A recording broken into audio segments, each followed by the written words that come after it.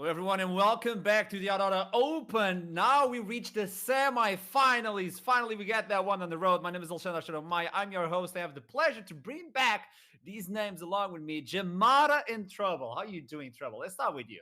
Hello. I'm really happy. Haven't done a desk in a long time, and today is a really good match to do this on because we get while the guys are like all tense about the games and everything, we just get to chill, relax, watch from like slouching down our chairs and taking notes. Okay, I need to unslouch myself. There we go. I see. The thing is, I just started slouching now because you said that. I'm super excited to be back as well. Took a little bit of a vacation, but I don't think I could have asked to have come back on a better game today as well. So super excited to be back with everybody.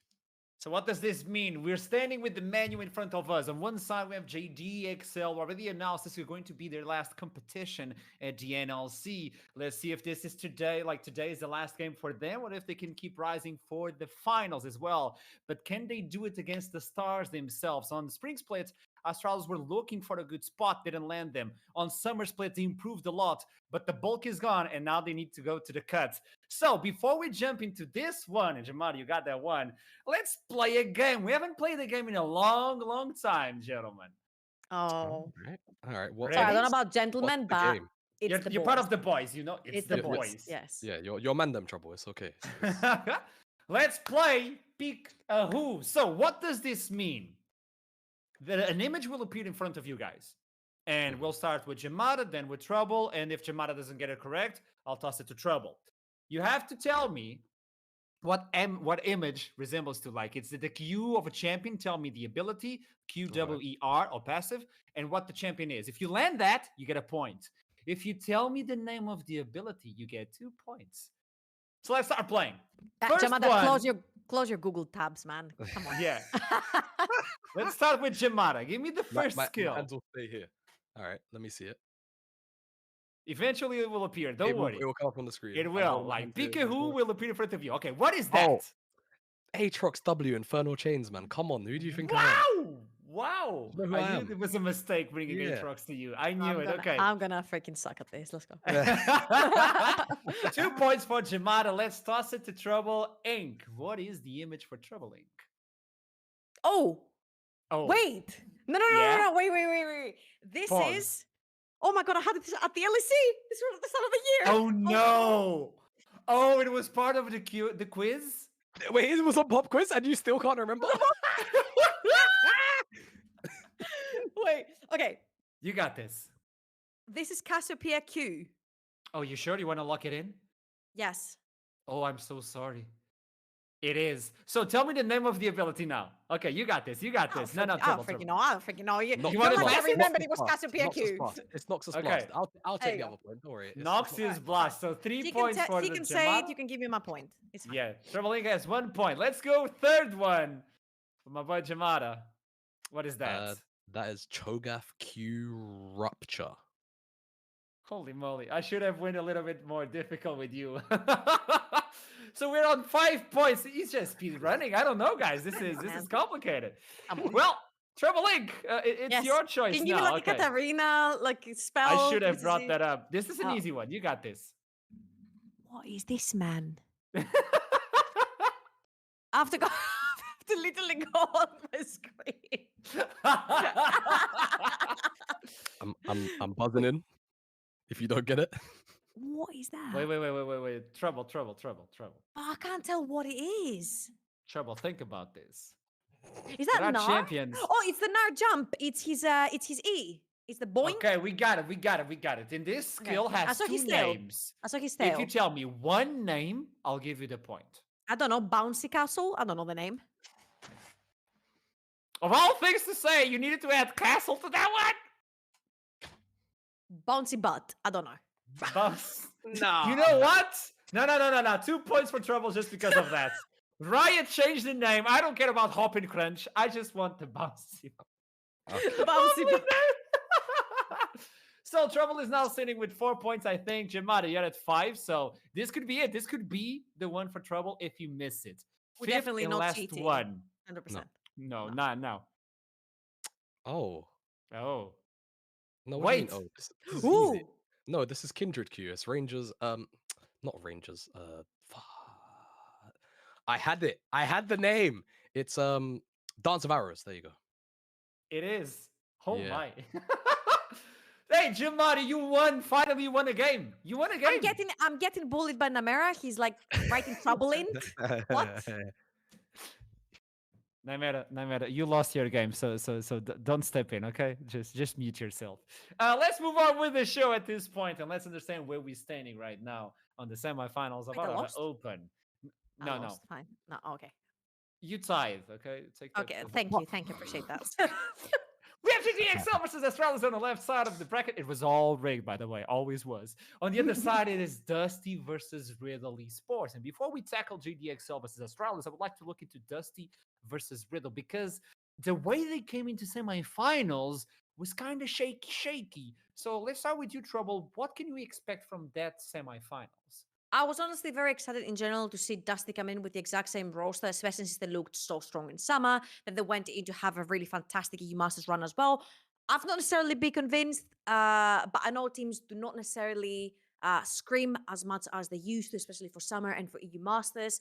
And teams come a little bit more relaxed into these tournaments, testing the waters and everything. But yeah, from Dusty and Riddle, I have not necessarily been 100% convinced that they're coming in with the same caliber that they did over in summer. So unless they want to face either a 100% speed Astralis or JDXL, they need to pick up this. Interesting. Jamada, if you had to give me a number of what do you think is going to be the score at the end of Dusty versus Riddle, what would you pick? 3-1. I think it'll be 3-1. I feel like Dusty still, like Trouble said, it's the same roster, right? We kind of know what to expect from them, and I feel like Riddle more or less have kind of shown us a lot more vulnerabilities, and of course we still don't really, at least to me, I don't feel like this roster is stronger than their summer split roster. So to me, I just feel like the gap is arguably just bigger. So I'm expecting to still see Dusty win. I think, however, they might end up dropping a game. Interesting. So that is the right side of the bracket. Let's look into the left side, Astralis versus JDXL. When you look into this matchup, obviously we need to start with the top lane. The prodigy itself, Carlson, everybody was on the lookout for him on the spring split, and on the summer split he evolved as well. And we need to show you back at home, what does that mean? Trouble, guide me. Oh yeah, absolutely. I think Carlsen has been one of the most, if not the most developed player in NLC. I feel like the fact that in spring he was more or less a carry for the team and he needed the resources, he needed the shadowing from the jungler, he needed support with vision towards the top side of the map. He didn't manage to get these resources, he would fall massively behind, he would go down in levels. Over in summer, it's a 180 complete turn for Carlsen. I feel like the fact that he can play anything from tanks to AD carries to AP carries up top, need very little to no resources, manage his own. The fact that when he gets repeatedly ganked or repeatedly hit over the top side of the map, he will manage to bounce back. He will stay even in levels. He will stay even in experience, as we saw in the previous best of 5 as well. I feel like this is very extremely commendable. And the fact that you see such a young player, I think he's something like 17 years old or something. 17, yeah. The fact that you see him develop so much in what? 3 months from one split to another, you can tell how he's going to go straight into 2023. And this is a player that wants to go to the LEC. Obviously, he's looking at that stage. But if you're looking into someone that wants to go to the LEC, he's facing someone that was on the LEC. It is Kryze. And to be honest, he has been menacing on Aurora Open. So let's show up the stats from Kryze at this point. This is Jamada. This is a lot. Yeah, Kryze is just having a field day, isn't he? I mean, he's playing all of his, sort of namesake champions still. Things like the Gangplank, things like the Fiora, Vladimir, of course. But he's having a little more fun with it too, right? Things like the Jax kind of showing their face. He's had a Vayne game. So, Kryze so far in the Aurora Open has more or less just kind of been showing us what we already know he's been capable of since summer in particular. It's such a massive glow up. And he's just doing the exact same stuff here. And it just feels like he's bullying people up in the top line. And it's working for JDXL importantly as well. They're able to utilize his lead and actually build upon it a little bit. And I feel like one of the most important aspects on the fact that Kryze has stepped up so much is with the loss of MNS, this team was lacking in damage. And we're like, if somebody needs to step up, it's going to have to be that top and it's going to have to be Kryze. He's leading the damage per meter of the entire league, not just top laners, anything, carries anything. He is first with 779 damage per minute. He needed to step up to fill in the shoes, and he is stepping up right here. And this is probably one of the most important parts of the season. LEC teams are looking for new top laners. This guy pops off since he didn't make it into the main stage of PG Masters. He could have the chance of a really good offer walking into 2023. So while we're staying on that LEC subject, let's look into the jungler because you have Texter on one side, and then on the other one, on one side, Texter has been providing so much to his team, and then you have Dan, and if Dan exists, pressure exists. Yeah, That's what you said in our rehearsals. It's like, it's done. It is a It's reality. pressure. yeah. So It's wants to take always this one? Let's go, Jamada. yeah. It's always how it goes, right? I think both of these Mhm. two junglers now. I think probably our most tenured. You know, if we're going by the summer list, if you remove Diamond Prox, of course, the Ancient Lord, but Dan has kind of just done what we've come to expect him to do time and time again, right? He brings the early pressure. When it was Eminez in the mid lane, it was about supplementing him and making sure that they could then try and bleed that lead to the rest of the map. Now with Morozku, it's more kind of about allowing Morozku to play some of his comfort chaps, stretch out a little bit more, but now Dan has a lot more freedom to go towards the top side, actually leverage the fact that Kryze is a pretty damn good top laner and go towards the bottom side, make sure that Venza isn't dying level 3, right? He's actually allowed to help his laners a lot more, and it kind of just he is kind of the oil that gets the entire machine working smoothly for JDXL.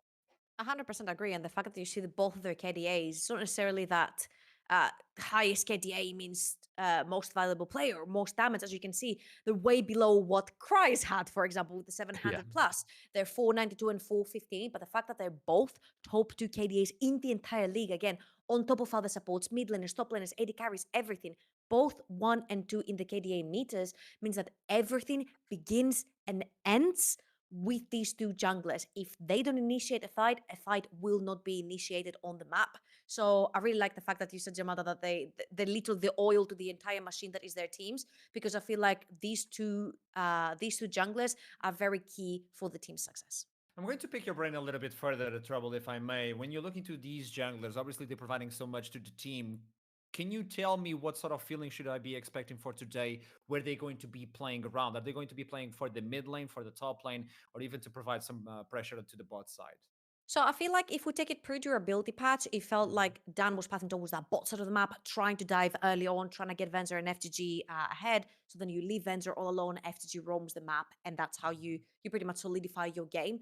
But right now, I've seen a lot that if they feel like Kryze can stomp a lane, Dan will play towards that top side of the map. I don't know if you guys remember what happened in the main season over in summer, where they played against Riddle, and suddenly it was a Tryndamere on Kryze versus Jax Blank's Jax. Gangplank, and they just perma dived him like 5 times in 6 minutes. It was terrible to watch if you're a Riddle fan, but I think if they feel right here that they can put down Carlson in the dirt, expect them to play towards the top side of the map. For Taxa, I feel we've said it. It's 3 things are sure in this life: death, taxes, and Taxa playing around Senkax in the mid lane. This is the key to success for Astralis. You gank for Senkax, Senkax gets fed, he starts bleeding the pressure through the side lanes. GG, well played for Astralis.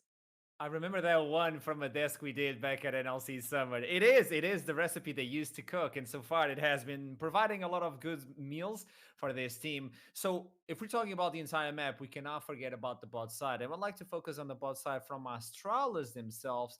The way Chrisberg and Kiba have been playing, these are ones to just be aware and fear them. This is an AD carry that can play long range champions for safety and constant pressure, and then you can go for those small range champions like the Lucian, Kalista, and Kaisa and be on your face. Jamada, what can you expect from these two during this match? Yeah, I mean, I want to pick on the word that you said there, pressure, because for Chrisberg, that's what his laning phase in particular is about when it comes to his champion pool, right? Look at all 7 of those champions there. Pretty much 6 out of 7 of those champions get you lane priority, more or less AD to AD in all of those matchups. For Astralis, this is about making sure you're giving resources to this guy. And in the 2v2, when you expand it just beyond Chrisberg, I have to say, Kiba as well had such a phenomenal summer. I think stepped up beyond a lot of people's expectations when he walked into this roster. I think a lot of people were honestly kind of questioning it, why this swap of all, but Kiba himself as well, like I just said, stepped up and just paired up really well with Chrisberg, facilitated his champion pool, but also ends up pairing up with Taxa to go make plays towards Senkax's lane as well, whilst also being able to make the time to provide the space for Senkax, then come down and return the favor so that they can continue to win this 2v2 on the bottom side. feel like what's really interesting about this bot lane as well is how it seems like in every best of that they've played already in the Aurora Cup, it feels like if you give one kill to Crispec, you can leave him alone in the bot lane, he will Yeah. 1v2 and Kiba will roam the map, right? Now, this is versus Venzer and FTG, a bot lane notoriously known for being a little bit more abusable, I would say, in the early levels, level 2, level 3, the Venture, FTG, overextend, they die. I wonder now if Astralis will use that as their key to success in this particular best of 5, knowing especially that this is Crispec's meta, the Kaisas, the Zayas, the Tristanas. This is what he excels on. Before we jump into pick and ban, or there we go, we're As jumping we into pick jump and into ban. pick Is and there ban. We're already any doing sort it. of champion we should be on the lookouts that is going to be shared in between these pools? Ooh, I mean, you could maybe think about the Silas as one of the highlight picks right now. Of course, we've just had Worlds conclude the other night, and that was, of course, one of the big picks for a lot of the playoffs. So expect to see that. Sejuani, pretty common blue side ban that we see a lot of the time, just because it's one of those safety net champions for the top side, and it just feels like to me maybe Carlson just doesn't want to have to deal with it. But of course, flexes towards the jungle now a lot of the time, and Dan, you know what he's like on some of these facilitating picks early on as well. I'd like to thank the Varus as well, because he's gone under the radar for so freaking long. He didn't necessarily get buffed recently. It's just that he's a very well-rounded champion with very different build paths depending on what kind of game you want to play. Whether you want to go full lethality with Poke and Comet, or whether you want to go lethal tempo with a more versatile on-hit build. I feel like at Worlds we saw it very B1. It is one of Crispec's best champions as well, but we've also seen Venza play that Varus, and it's pretty much a very safe champion to play if you want in lane, not necessarily under a lot of danger. So I'm expecting something like this, but Lucianami is also open, and that's something that's also favored a lot in the bot lane. Yeah, I think what a lot of people forgot about Varus as well, not only is it 2 champions, but when you looked at all of the AD champions that were in the meta at the time, Varus just had a good matchup into them, whether it was outrange or just trading back. And when you pair that up with positive support matchups, you are always going to have a good time. Astralis go towards the Nami first pick, so they kind of preordained that it's going to be Nami Lucian. So JDXL have the opportunity to pick up something like the Varus. If you leave out... I'm confused because Aatrox is open. One of your bottom laners right now, you are going to have to split up your picks later on down the line. Graves gets locked in, 2 Troubles Dismay. They hover the Katarina to try and That's not going to make it any better, Dan. That's not going to make it any better. But they answer with the rail. So JDXL, this is of course FGG's, crowning pick, right? So you're going to always have aggression to match the Nami Lucian. It's about what the AD matchup will end up being. You expect someone like the Tristana will come in as the answer. Also at Worlds, we saw that the reply to the Nami Lucian was the Aphelios Lulu. A lot of bot lane stuff that you have pretty good early, you can stabilize with the Lulu in lane, and then you have an amazing late game. But right here, we all know that Venzer and FTG do like to play for that aggro bot lane. Now, what really confuses me here is if you want to play that aggro bot lane into Lucian Nami, you need a ganking jungler. Graves is a farming jungler. So unless Dan can pull a cannon here, which for me, he was that #1 Graves player in the entire tournament, where he was ganking at the same time as farming, at the same time as staying up, at the same time as setting vision. Unless you can do this for your bot lane, this looks a little bit difficult. Again, if Crispec and Kiba get ahead with 1 kill in the bot lane. I have to say though, I kind of like what JDXL have done here, because by locking in Aatrox, they have the ability to just ban away two top laners comfortably out of Castle's champion pool. They could go towards the Fiora, Irelia maybe. They have other things in mind. But I think now Astralis also have to make their mind up in terms of taking away either 2 AD carries or also maybe just pinning down Morozku's champion pool, because it is something that teams have tried to do in the past, but now they have to split up those bans or try and just kind of pick their poison. I kind of like this here from JDXL's trying to split the focus on Astralis' part. I also feel like maybe you should ban something like the Samira here. The Kalista is a good shout, but maybe the Samira, because Venzer has shown that he can play this. It pairs up really nice with the Rel as well. Now I'm looking at things like Graves, and I'm like, cool, your Aatrox is most likely going to give you prior in the bot lane. Depending on what your bot lane pick is, this is where your priorities might shift. But mid lane is a lane that usually Morozku cannot necessarily find a matchup to get prior in, but because Sengax and Morozku pretty much play the same melee champions in the mid lane, the Akalis, the Silases, Yones, and so on and so forth, that might be a way that Morozku can actually manage to get that prior in the mid lane, especially since he's been left for counter pick R5. How do we feel about damage? The damage that has been building up for Astralis and JDXL. I see a lot of AD and AP from one side of Astralis on JDXL. Is a lot of physical. Is that a concern? No, I That mean, is- JDXL still have the opportunity to lock in some magic, but what you're going to say, Trouble, is that's a top lane Yone, most likely. No, what I right? was gonna say is that if that was Morosku's Yone, then you're fine because you're dealing a bunch Yeah. of true damage with the Yone, but that has been taken away in the top lane, and that was a pick that was particularly picked by Zeus from T1 to counter the Aatrox into the Aatrox. So let's see how Carlson will be able to pivot that in the laning phase. Now, of course, with the Akali being locked in, I would expect the Sylas. It is a pretty even matchup, it's a skill matchup, if you will. And it's up to the players on which one is going to actually end up getting that prior in the mid lane for their two junglers. All in all, I feel like this is a pretty even map we're seeing so far. I mean, Moscow is synonymous with Sylas as well, so it's not a surprise that it's been locked in.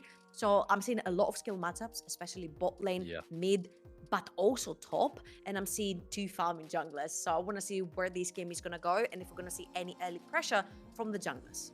And that's what I'm really loving about this draft. There's just so much skill expression across the board. Every single lane is effectively a skill matchup. And I think when you have all of these volatile lanes, you then have to look towards Dan and Tax to see where that focus is going to be, right? And I think for JDXL, they have a few more proactivity options in comparison to Astralis. Astralis have to wait for a couple of these levels to roll in, whereas I think from JDXL, they can kind of just go from the jump. So I'm curious to see whether or not we're going to get maybe some early invades from Dan if he's got some early lane priority, because I think the skirmishing definitely favors JDXL for the first couple of levels, but once the level 6s start to roll in, resets from the Heartbreaker and things like that from Astralis' side, then we can see a little bit of their agency be used from that side. Semifinals are upon us. JDXL versus Astralis, a match we've seen during Summer Split, Spring Split as well. But tonight, only one team can advance in Yarada Open. So without further ado, let's toss it to the game and let's see how hype this game is going to be. They just couldn't keep the Aphelios alive. Okay. Going through his Astralis talent this time around. The back door will come off. The Spark is going to chunk Kiva down as the Nexus falls. JDX. It's a Steel Tempest. He's about to get absolutely deleted. He's going to try and heal, but just can't do it. And now having a hunting for some more. And just like that, it feels like the game is over. But the turret is down the slope. Everybody on the escape. Them all in place. Tulsa comes down a little bit too early. Man, Fate Goal comes down. Beautiful pickup. And while they get the handshake off the deliver curl into Colton's face, an instant dominating kill. Jobu will fall. Oh my god. My parsek's frozen. Well, we're here now. Hello, everyone. hello. League of Legends is going to happen soon. But before we can jump into game, we have to see our beautiful faces. Middlecott here, joined by Nymera for the first time in way a too long. time, actually. How are you doing, bro? I'm doing better for having this opportunity to cast you. It's, I believe, actually 2 years since you started casting, or thereabouts as well. So we get a milestone of a lot of stuff happening in this tournament, the first best of 5 between JDXL and Astralis Town. But we like to celebrate our own milestones as well as we get onto the Rift.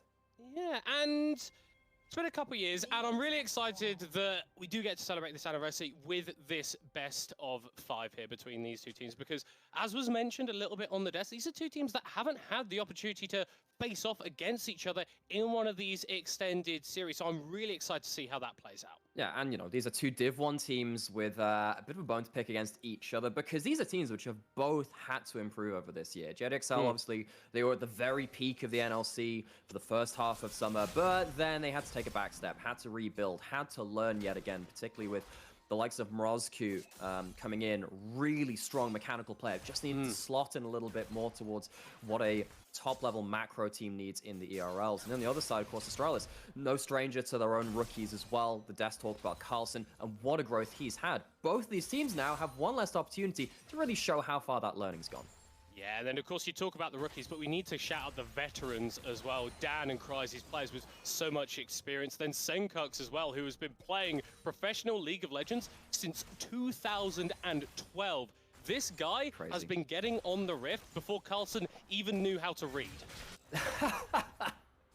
You know, that's great. I love the phrasing you had on that because look, there is a sense of scale here, right? You know, was talking about Carlson, big 17, very young player, and then of course the likes of Senkux having that real tenure, that real veteran scene. As you can see already, melee versus melee in the mid lane, melee versus melee in top lane as well for one of our other rookies, and Carlson versus another one of our veteran players in Cries. There are so many melees across this game.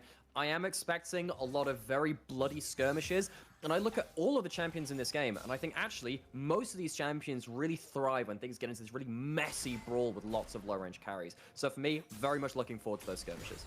Yeah, you want to get down and dirty. I mean, even the AD carries, right? Lucian and Samira are not champions that are famed for their ability to interact at a very long distance away, so they're even going to have to be getting involved in the action with some of these melee bruisers.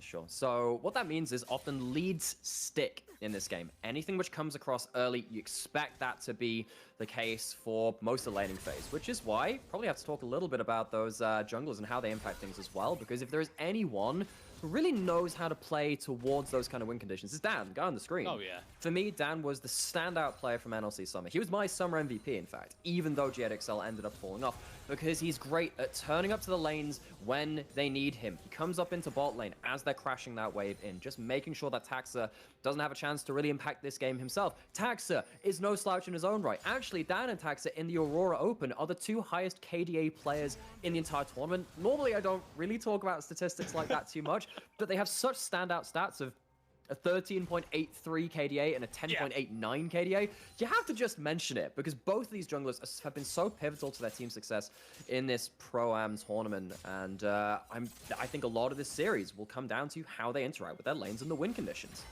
And I think if that's going to be our focus, that's something that Dan has shown himself to be incredibly proficient at time and time again. The way that this guy moves around the jungle, plays around camp respawns, and just turns up where he's needed has been one of the reasons why he has been at this high level for such a long time. Yeah, and, Desk already mentioned his own tenure, probably the longest standing NLC player in terms of how long he spent within the UK and NLC scene. Speaking of him, he's going to lose his Raptors to Taxi, who's found his way into those Raptors, playing around the pressure which Senkux has in mid lane. Nope, Roscu on the Silas. Silas is kind of known to be a matchup which doesn't do the best into Akali very early on. It really is post level 6 where things get more funky. You get to trade those ultimates out.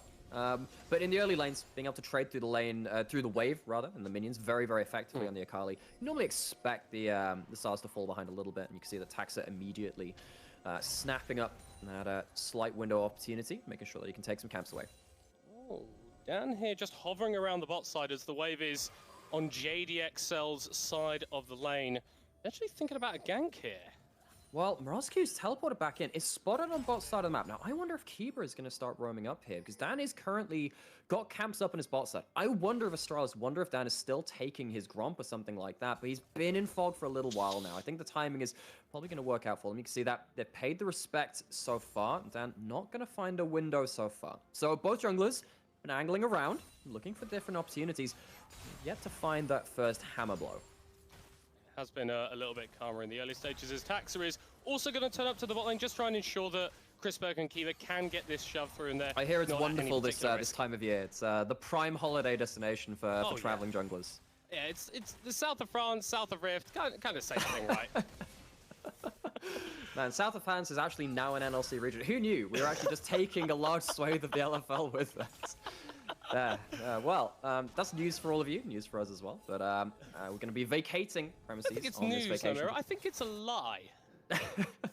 Funny how that works. We love to just spread misinformation here on the NLC. Oh, it's a lot of fun. It's a lot of fun. The early game has had a few of these little looks towards the lanes, but we've yet to have anything explosive yet. So we're kind of just looking at CS leads being built. Senkux, as we sort of alluded to earlier, having a lot of the pressure and having the lion's share of the gold in that mid lane, and Venza with that big freeze able to engineer a decent CS lead for himself.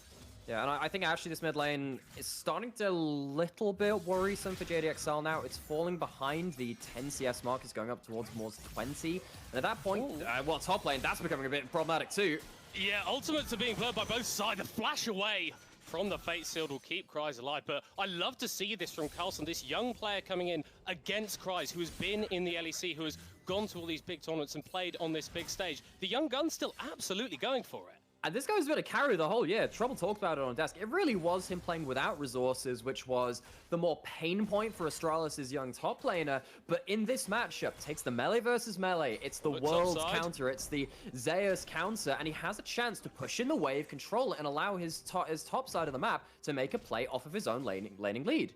Yeah, Dan being forced away. Now 3 members of Astralis converging towards this Tower of Cries has just been able to clear out that wave. So the dive is going to be called off for the time being, but I love how proactive both these teams are being. JDXL still going to be walking forward. Carlson going for a small trade. Tax taking a load of damage, a double knock-up. Forces the flash out of the Viego. Yeah, I feel a little bit antsy there as soon as Cry starts cycling through those queues. But this actually started, you can see from that trade and that top side from Yone, that's one half of it. But then also Senkox, the other solo laner as well, winning that arm wrestle in mid lane, allowing that path towards top side. So Astralis playing around strong top side, the CS advantages starting to manifest into stuff like the Herald, plates, and the ability to control vision on the top side of the map. So this is really interesting from Tax. So I was looking back at some of the early jungle pathing from both of these teams through the knockout stages of this Aurora Open, and these early solo heralds are something that Dan actually loves to go towards. The 8-minute mark, runs over to that objective, tries to pick it up, but instead Tax is the one who's going to get Shelly's corpse. Okay, so now they have that to make a power play somewhere. And if you are, again, going back to this whole identity of this draft, melees versus melees, pretty much across the whole map. You've got an Enchanter support, you've got a Graves, but then everyone else is getting really into the thick of it at very low range. You don't get to defend plays against stuff like Herald and large wave clear opportunities that easily. You can see, again, Chrisberg having to blow the ultimate. It's very hard to start clearing waves, and now you've got that Herald on the board. JDXL actually forcing Astralis' hand. I like what they're doing here, making sure that Taxa has to respond, so he doesn't have a prime immediate answer for that Herald on the map. But fair play to Taxa, fair play to Astralis. It is a response. They recognize that there's a possibility of the play going down in the bot lane, and they move to counter it. That's kind of been the theme of this early game so far, is one team looks for a move, the other goes, we know that you're going to go for this, we'll answer appropriately, and you won't be able to make it happen. And it does come back to, again, just leads in this game are probably going to stick. They're probably going to be quite difficult to overcome because it is very hard to, well, you're not exactly outranging opponents in this game, right? So if you start falling behind, you don't really get to play safe. You need to make a power play somewhere. Feels like a real dance of knives. Both these teams waiting just for that one opening. Could happen in mid lane, as we do have Morosky not having the Akali ultimate. Yeah, Keeper's right over. Morosky actually forced back Senkox with a load of damage, pressuring out the young mid laner. Good support run further from Kiba, recognizing the possibility for a play. Taxa, with the Herald, maybe looking to place it down and grab some plates. What's going to be the cost of this, though? You can see that Morosky suffering this mid lane, takes a heavy trade, no teleport to reset. Dan is not close enough to quite impact the lane. Might be around to stop Herald being pushed in. But on the bot side of the map, Ven's set up a freeze, so the Samira has the opportunity to deny Lucian some waves. But if you freeze it on bot side and you support Scene on Vision, top lane's not exactly feeling too happy about that either. Astralis maybe looking to put that Herald towards this Yone, who's been doing so successfully in this early lane. But speaking of that, Yone just taking a heavy trade. Yeah, and once again, that means that the play is going to be called off. Dan now adventuring into the bottom side of the rift. A level 6 rel is basically just a huge dive down. There goes the ultimate. Crisco being taken low as Venza dives under the tower. Burst blood, but Dan, a second kill for the AD carry of JDXL. Oh, the pressure builds, and it breaks through bot lane. Astralis do have a cross map. It's going into mid lane. Morosky taking a heavy trade and a number of plates going over to the Akali. So Senkox getting some gold of their own right. But JDXL strike first, and it's the Lucian Nami that fall down. Samira with a lead. That's kind of scary now for Astralis. Yeah, and you're not really going towards the identity of what that Lucian Nami lane wants to do if you are falling down. Well, Senkox could have gone for a play there. He is hovering around in JDXL's jungle, just establishing a little bit of vision to try and spot out where Dan's pathing. Yeah, Dan is not allowed his popcorn chicken in this game. That's going to be taken off the order. Raptors do not belong to you. Much like if you remember when you played against Lilia back in like season 10 after release. Don't Raptors remind just me. didn't exist for you at that point. It's the easiest camp to steal when you have mid lane prior. So Senkox controlling this mid lane matchup in a way that Astralis have done so well, particularly across summer. They were the mid lane control team for much of summer. Oh, hello. Not exactly bot lane to respond to here, though. We're diving bot lane once more. Chrisberg still has the flash available, that the CC chain is just too good. A second kill for Venza. And it goes onto the Samira. So one of the first kills went onto that AD carry. Second one comes down in this plate. It's another wave lost the tower. It's another plate likely going over to JDXL. And it's the Dragon as well. And it comes through FGG and Dan linking up. For me, this is a big evolution of what JDXL could do. They do have more of a connection between their players, and Morozku feeling himself too. Perfectly executing onto Senkux, but the stolen ultimate not quite as potent. They are a duo that have been sort of very strong in the NLC for quite a while. Remember Venter and FGG on Dusty actually in spring, coming into summer on JDXL. They've had their slip-ups, but this is a bot lane that knows how to play aggressive, and they love to do so. Yeah, and when they get a lead, they are so impressive to watch. FGG on his eponymous rally. He's going for it again.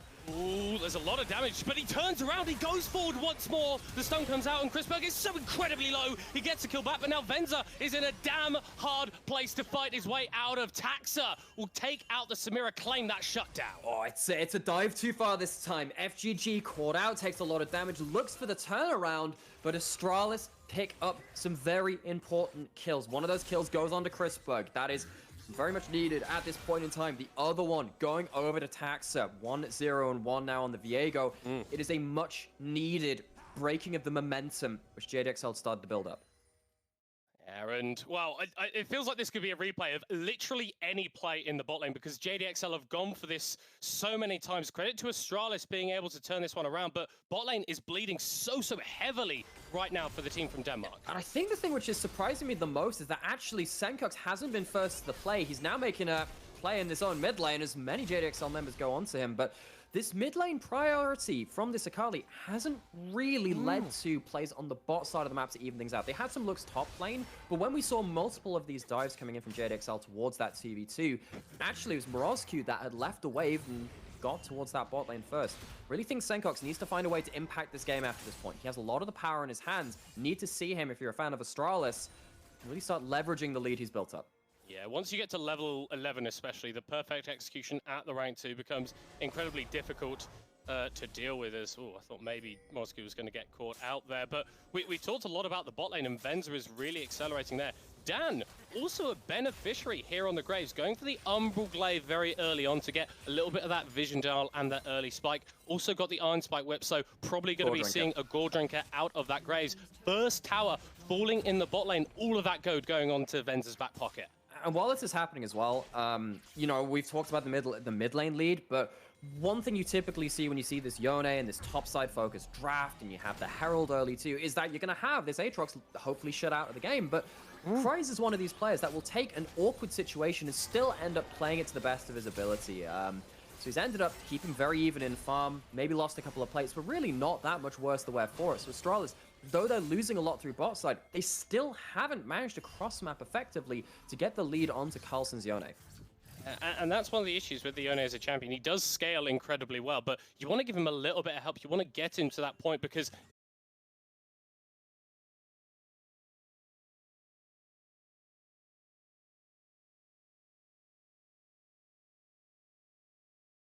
but he won't be here for this play. His teammates will be jungle and support once again roaming to the play.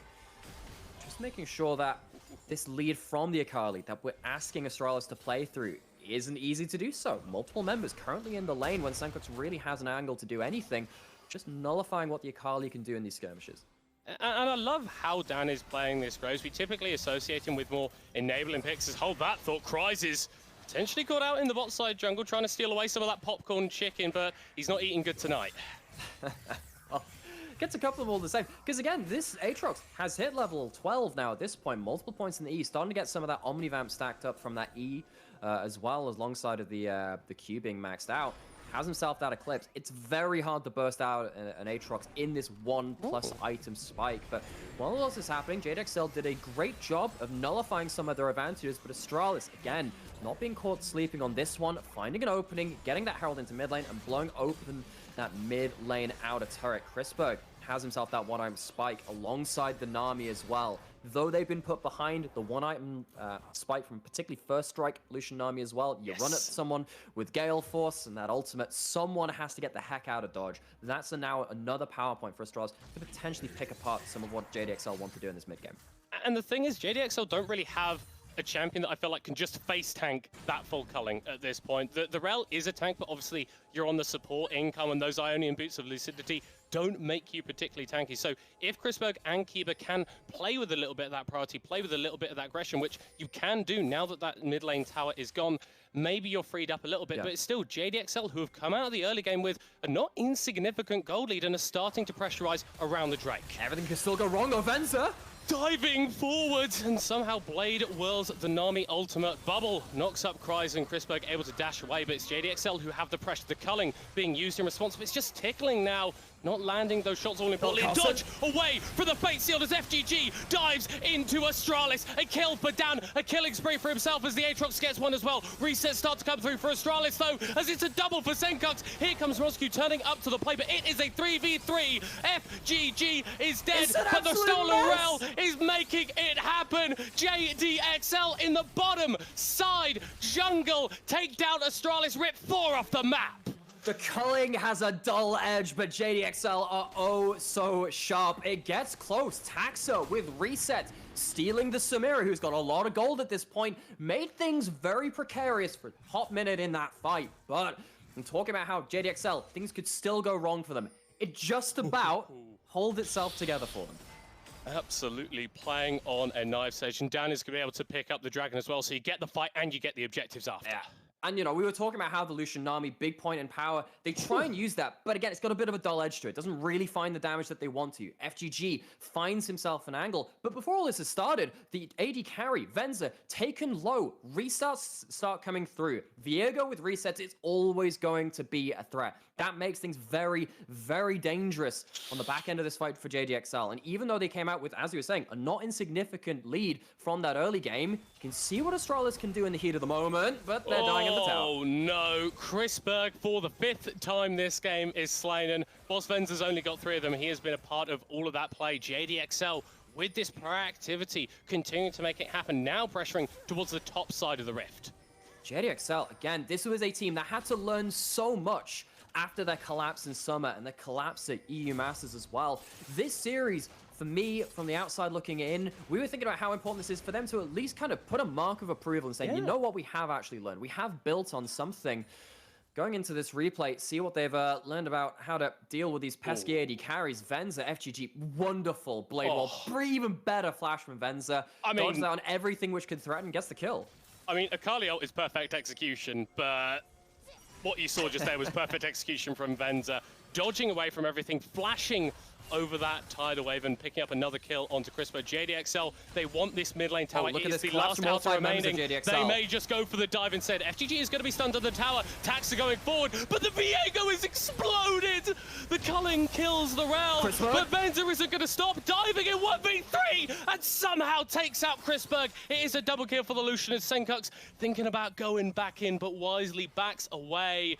JDXL, they will never not go for those dives. And what JDXL have done in the last minute there is they took control of the side lanes, pushed them in, and then roamed mid. Even though you've got this mid lane tower still standing, it's so hard to defend. It's happening again. JDXL going for the dive. Kryze, bit of a sticky situation, tanking the tower, but still gets the kill. A rampage for himself as Carlson will slay him down. Senkux actually grabbing the kill before the Yone falls off the rift. Such a bloody game, Nymera and Senkux. He is playing with fire. Flip.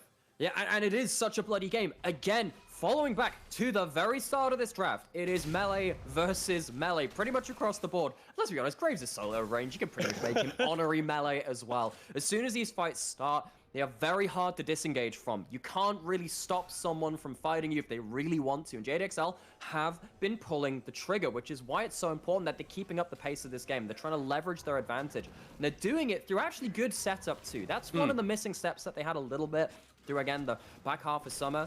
They didn't necessarily have the setup for the plays that they were making, particularly when they fell behind. But in this game, they have a lead, they're winning side lanes, and then they're committing to fights. This has been, actually, a fairly comprehensive performance from JDXL. And it's great to see as we crest the 20-minute mark, and these fights are going to start precipitating into things a little bit more impactful for the state of the game, right? We're going to be looking at Drake, not the soul, but the soul point in a minute and a half. Baron is on the board as well. So if Astralis get wiped 4 for 1 like they did in that bot side play again, it could be disastrous for them. Double FGG once again diving forward on the rail, but there isn't really the support to back him up. Now in that dismounted form is going to be taken out, so that's a kill for an Astralis. How much can they get off it though? I don't know if they can get that much. They've still lost a lot of this vision control, and they've used that culling, and of course Tax's ultimate too, which is very important for Viego to be able to actually try and get out of the real mire in the no man's land of these low-range team fights. But JDXL overextend, that bloodthirsty instinct finally getting punished a little bit. It got close before, but this one's actually a clean win for Astralis, one of the few they've had this game. They'll absolutely take it, because as much as we are singing a lot of JDXL's praises in this game is by no means done. Very much, you can just lose your 4-kill Aatrox at the start of a fight. Viego gets to take their body. Same kind of thing with the Silas or the Samira. Everyone has to be on really high alert for JDXL. You lose that first kill and everything can go wrong, as much as it has been in the positive so far. So JDXL gonna go back towards their map setup, pushing in these side lanes like they were doing before, and seeing what they can do with that laning prio afterwards. Yeah, 30 seconds until the Drake spawns. Mrozq on the top side of it, but has access to the teleport should he need to join his team. And with Taxa going into the top side, it feels like Astralis are just giving this one up. And maybe you feel like you can't fight JDXL at this stage, but you're giving over objectives, you're giving over pressure, and that's not a good thing. This is Mrozq. Mrozq loves his personal space. This is Taxa. Taxa also loves Mrozq's personal space. He goes right up into that top side, doesn't care about JDXL and whether you can fight them or not. This Viego does have one of the only surefire disengage ways to get out of fights in this game with that ultimate. Takes the portal over to the top side of the map, but JDXL now going to return to that scene, try and get some of that vision back in their own control. And Dan, as you were saying, earlier in this game, loves to take solo objectives, typically around that Herald, but this time it is going to be a dragon on the Hex Tech Soul. Ignore that icon in the top right-hand corner. Left-hand corner? I know my direction. It's going to be Hex Tech Soul point for JDXL. I thought you got a handle on that by now, honestly, Nightmare. It's been a trying year, you know. My life is now League of Legends. Anything which is actually common League knowledge. Come back to me about that one. I suppose we won't call it left and right, we'll call it blue side, red side. There's a fight happening and Dan's dead. That's a shutdown for Taxa. No small feat there, and this is what we were talking about. Astralis in the game versus Rate, in that series versus Rate, they were so excellent at punishing enemy oversteps, as Kiba may have overstepped here, as Cries will chase him down with the World Ender, and with Venza and FGG at his back, the Nami not long for the world. Okay, so a couple of micro mistakes on both sides being adequately punished by both sides. JDXL, we're talking about how they were pushing in side lanes, collapsing on players after that point. Well, the problem with that is that you have a lot of people split across the map. Astralis finds someone out of position, out of line, and quickly dots the I's and crosses the T's on their death certificate. But just afterwards, it's Kiba. This Nami has no flash, no hope. And Taxa, I thought he saw some people in that brush. Guess he didn't, but he doesn't. He just doesn't need to see him, it turns out. Fair enough, the Scuttle Crab speed can get him out. They're actually, Astralis may look for a re-engage. Senkox has teleported into this one. Venza and FGG are a little bit isolated as Chrisberg with a lot of damage down to the Samira already, but Taxa forced to flash out of that fight. Senkox comes back forward, but the Immortal Shield Bow buying a little bit of time for Venza. A shutdown for the Akali around the Baron Pit, but here comes the rest of XL. They're looking to make this happen, but Mrozq already dead. Astralis with 2 clean kills in the fight. And this is why we're talking about it not being a done job. JDXL on the ropes. Ooh, Cries forced to flash away the Spectral Maul, charged up by Taxa, but it does not connect. The top laner gets out with his life. Senkox finally finding these windows of opportunities to start impacting this game. Couldn't quite do it earlier on. It really was JDXL controlling the early game. The bot lane dives, but Senkox teleports in, really holds Venza to account once again. This Samira playing around these very low HP engages, trying to get that ultimate off, trying to sustain through with the shield bow. But this time, it was Senkox who could get the better of them. You can see that Graves not at the play, Aatrox not at the play, teleports in, but it is Senkox who's done the damage already by this point, and Senkox just about gets the damage calculation done, and that's where the fight turns around. Yeah, and let's not discount the gold being injected into the Kali. It's incredibly efficient. That's and a fair amount of damage. Underestimating what he could do on the backside, but now Astralis well and truly back into the game. It's not okay, maybe they can look for some of these picks. They are doing it, and we've got 3 items now on Chrisberg, 3 items on Senkux, and Taxa is rapidly going to be approaching that point with the chain vest in his back and that stopwatch looking towards the Guardian Angel. Astralis are a lot closer to parity than maybe the gold may suggest. Exactly. It really doesn't take much for one of these fights to go the other way. It's going to be the culling pulled out again, Blade Whirl down, and of course that's a very important ability to take away. It means you can't block the tidal wave. It means you can't block something like a Shuriken Flip or the likes too. So culling pulled out, but all that does this time is secure some mid lane priority. And I think that mid lane priority is the key thing. This feels like the first time that Astralis have really been able to push back JDXL as a group. They've really been able to force them away, and with a minute and a half until that Hex-Strike Soul, I think it's so important for Astralis to have this priority around the mid side and around the bot side, because if you give that over, all of the good plays that you're making can kind of go to naught. Yeah, and you know, JDXL have actually had pretty clean macro up until this point. You know, they made a couple of mistakes, but every small mistake looks huge in this game. Again, it's so easy to punish from both sides. But JDXL, they controlled side lanes, they controlled that mid lane afterwards. This time, they're making a bit of a, I'm not going to say desperation, but they're forcing Astralis away from that mid lane, forcing them away from their point of power around this Lucian Nami, and forcing them to commit into the dark. Is Taxa going to get in here in time? Pops the blast pump, but no, that's just a free Baron for JDXL, and they're going to be able to get out of it. Carlson trades it for a bot lane tower, but Astralis honestly caught napping there. Again, I really appreciate what JDXL did in terms of the awareness of what's happening in this game. Astralis, they achieved that mid lane priority. They want to play around that mid lane. JDXL take the fight away from it. Astralis, they'd found their point of power. They managed to find a couple of these fights, but it's so difficult for them to face check into what JDXL are doing. Of course, it's difficult for Morozku to do the same. He's fine. For the time being. Just about. But again, it is coming down to these moments of awareness, understanding what the win conditions are in the game, and that's something which JDXL, and particularly Dan, as we were saying in the early game at least, have been very proficient at. Now, they're starting to do that again into this mid game, get themselves that Baron at a point where it felt like things were getting a little bit risky for them, collapsing on this bot side, as Carlson TPing in to form the bulwark. Attempting to save Astralis in the bottom side of the rift. FTG going forward, but not really connecting on too many with people with the ultimate. Taxa already taken incredibly low, and the Lucian's blown up as well. 2 kills in the blink of an eye for JDXL. A third as Kiba attempts to escape. And Senkux and Carlson, the solo laners, now being chased down. JDXL, they don't care about that Drake for the time being. They want this push. And every time you lose a fight against a Baron buff, it doubles down on the losses you have. You don't have any wave clear at this point. You're a very low range composition. It affects the fights. It affects how you can kill minions. This is a power push from JDXL. High health bars, high kill threat. Senkux popping into the shroud, keeps himself alive. Mosque finding Carlson, but the fate sealed, not enough to make it work for Astralis. 2 kills, a double for Benza as they continue to push down this bot lane inhib. Kreis has teleport available. JDXL, they could just try and end this. I don't think they're going to with Chrisberg and Kiba coming up, not deciding to take that risk, but it is really feeling like that was the fight which will seal out this game. They're looking for a pick. Can they find something onto Chrisberg? Flash available for the Lucian. Dash isn't away. Keeps himself alive, but lacking those mobility spells in these later game team fights is absolutely disastrous. Taxa falling low to Kreis with the World Ender. Will back away himself. JDXL. Baron's going to be falling off in a little bit, but with that Hex-Tech Soul at their back, they are in a clear advantage. And you know what? For a first game in a best-of-5 between these two teams, these two Div 1 rivals, we hadn't seen this matchup in best-of-5s through the entire year. This is a pretty good way to start it off. It's a mechanical showcase. Wins being traded across the board. It has been JDXL clawing themselves into this dominant position, but it wasn't without these plays from Astralis holding to them account every so often as well. Both these teams coming into this series with a fair amount to show for themselves.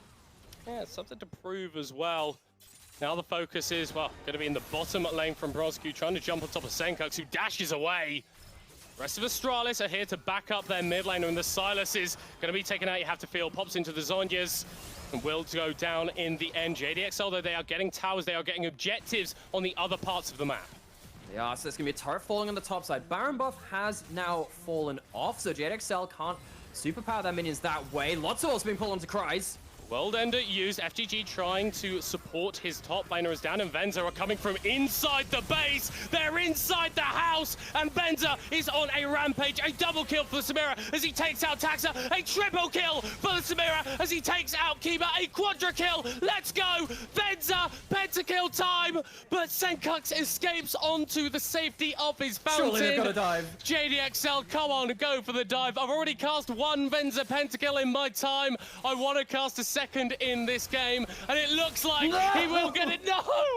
Senkux turns it around, but JDXL, they won't care about that too much. The Akali diving forward, making a desperation trade, attempting to save this game one for Astralis, but in a 1v2 it sucks, and with the teleport coming out from Rosq, a 1v3 is even worse.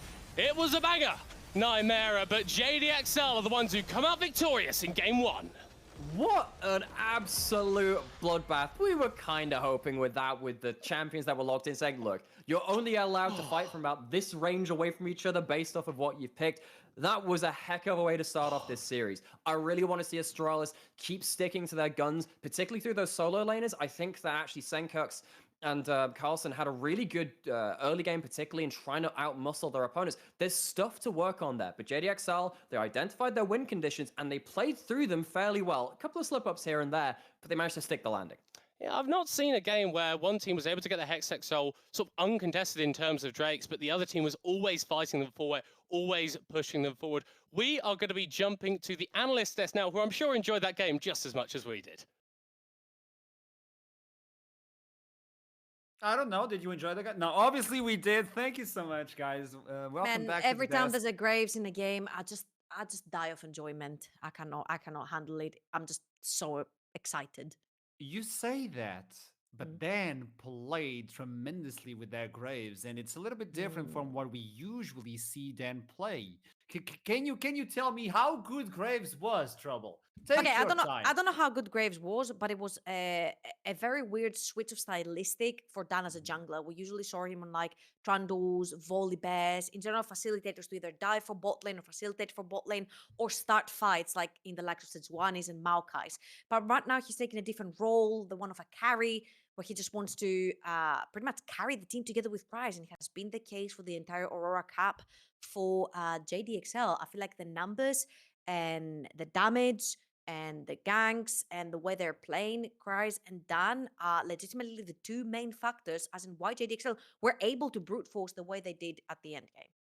Because one of the things you were talking about at the beginning of the game was they need that damage. Ever since they replaced the mid lane, that they needed to bring more damage, and Cries was taking that lead on in. But Dan is stepping up as well, Jamada. Especially when we see him on that first blood on the bot side, helping their bot lane as well, Jamada. Yeah, I mean, JDXL just making sure that what was, one of the three volatile lanes on the map, it's the bottom lane that tries to get the first step, the first lead here. And this dive is just really well executed between all three, the jungler and the bottom lane of JDXL. There wasn't really too much that Astralis could answer with. And a couple of minutes later, not even a couple of minutes, I think it was literally 60 seconds, absolute max, they went and redove the bottom lane again, so they could then try to look for more just space on the bottom side, try and collect that tower in full. I think, however, towards the end of this play, it starts to turn on its head a little bit. Yeah, and I think the main focus here is not necessarily to try and kill Crispbuck over and over again or take Kiba out of the lane. It's to mainly deprive him of golden experience with all the minions dying at the tower and you taking all the tower platings. And I feel like JDXL did pretty well. They took every single tower plating pre-minute 14 with their bot lane and the pressure that they had created. My only issue and problem has always been that, when Crispbuck and Kiba are on a very aggro bot lane and you have FTG and Veza in the very aggro bot lane, yes, FTG and Veza are really good at playing these aggro bot lanes, but when they overreach is when they have been slapped on the wrist repeatedly by other teams. And it felt like if Crispbuck and Kiba somehow got ahead, this could go very, very south for the likes of Venture and FTG. But with Dan playing towards the bots of the map, making sure the gank works, making sure you deprive Lucian off of any sort of influx in golden items in the early game, put that Samira ahead to try and snowball that mid game.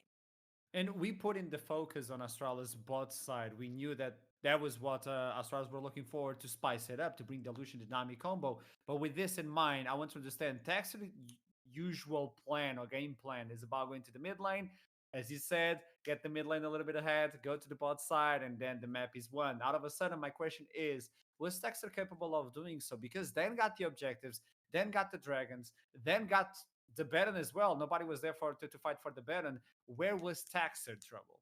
I feel like it was a little bit difficult because Senkax had Morosku underneath his tower for the entire game, so diving that is a little bit dangerous, especially when Morosku is above level 6. He can steal an ultimate, he can get away. But I felt like Astralis should have maybe pushed the issue even harder in the top lane.